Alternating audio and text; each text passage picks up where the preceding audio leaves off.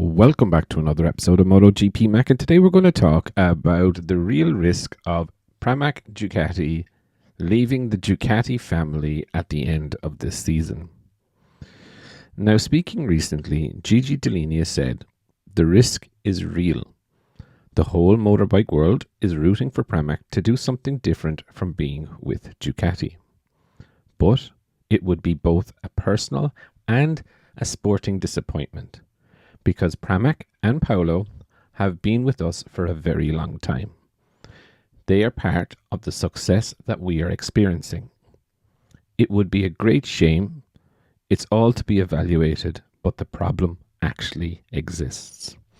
Now, I think this is really interesting that Gigi is coming out and saying this, and everyone had an inkling that there was something wrong.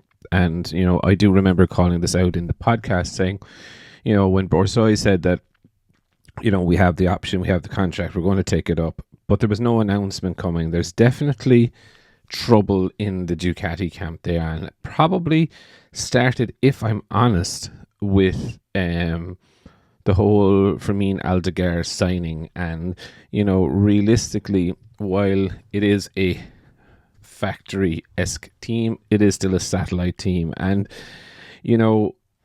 I'm sure Paolo may have been caught off guard by the signing of Fermin, or there may have been a discussion and, not an agreement, but the signing was done anyway.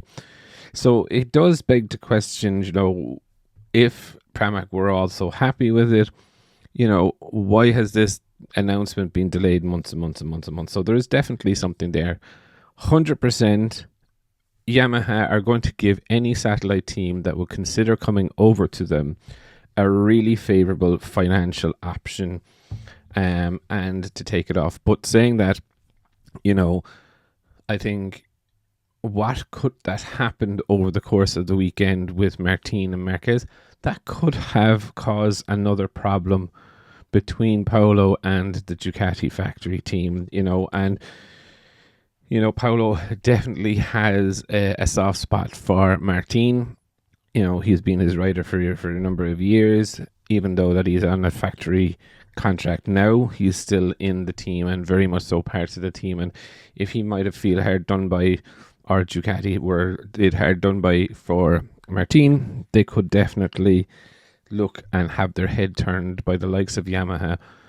But again, I think there is a little bit more to it. I think Prima, who are their main sponsor, they would have to be on board with the switch. Very hard to convince a manufacturer or a sponsor to go to a manufacturer that's maybe not at the sharp point. But so there's lots up in the air still. The other question is that what happens to the factory bikes if Pramac does choose to go to Yamaha, for example?